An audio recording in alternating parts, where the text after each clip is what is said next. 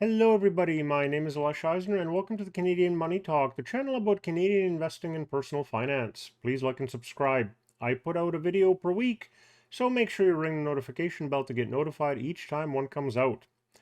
Let's talk about prenuptial agreements. Before I start, I will describe my findings of how prenups work in BC, Canada. Please consult a lawyer or an expert in your area to determine what you need to do because the law can be significantly different in your area and not everything in this video is applicable to you. Get an expert even if you live in British Columbia. Prenuptial agreements are not romantic because you are planning for the end of your relationship, but you can spin it to yourself and to your partner that this way it's the love for each other that is important and not their money. It would be helpful in all cases to make going your separate ways easier. The Blu-rays were mine. But if you have no kids and no assets, it's probably not absolutely necessary. A BC lawyer told me prenups only last 5 years. The agreement has no end date, but a judge will not enforce a prenup past 5 years since it would seem unfair to be with someone for 20 years, change one's mind, and demand a financial do-over.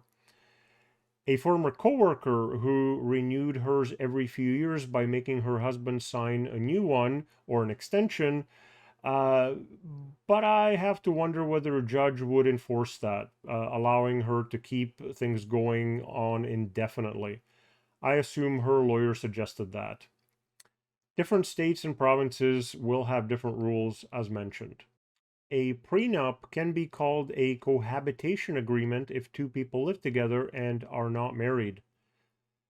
Now, people in British Columbia are considered to be married after they've been living together in the same home. This is called being common law. This number of years will be different in different provinces.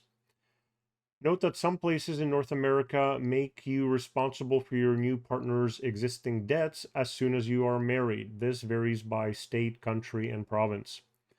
Some places, whatever you had coming in is yours if you split, but if the assets change form, it may be a little tricky tracking it. If you used your assets to pay off your partner's personal debt, you may be out of luck even if you're trying to help them since they are now family.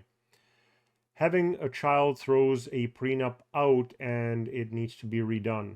The prenup, not the child.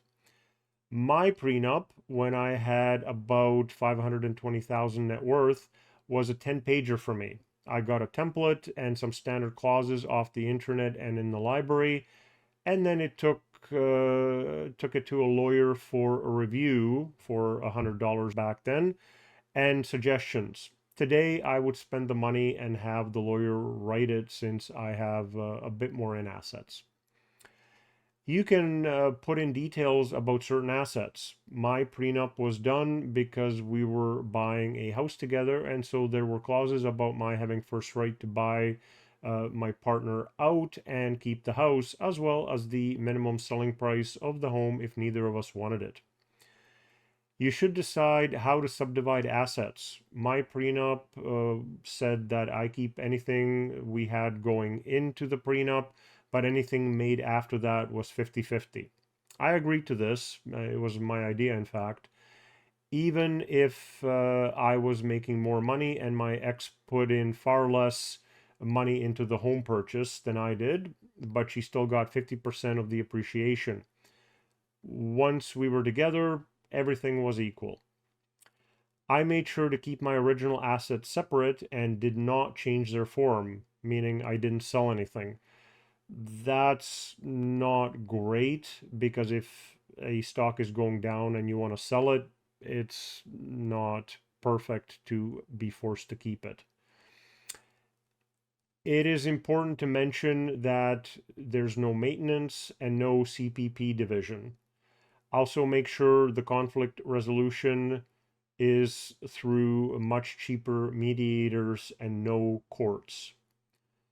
The prenup must list all assets and liabilities in the prenup appendix. If you hide something and it is discovered, the judge will throw the prenup out. It will be invalid. You have to be truthful about everything up front. Keep in mind that prenups need to be fair, and both partners' agreements need to be checked by different lawyers, and the other person needs to sign them, and you'll then have to live with that person. So make sure that they don't resent you for what you had them sign. And if it comes to it, a judge needs to think that it's fair. The prenup can't be one-sided. You can structure yours however you see fit, but it still needs to be fair and pass those 3 tests above. If you write it to suppress the other person, even if they sign it, if it ever goes to court, it's going to get thrown out.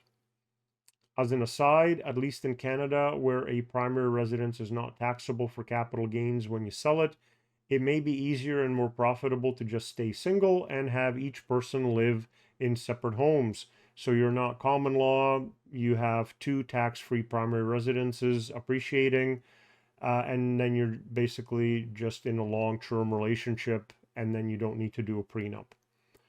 I'm pretty sure the government wouldn't permit that for married people, only unmarried singles. Again, please confirm that with someone who deals with these things. I hope this walkthrough of my experience with prenups in British Columbia was useful.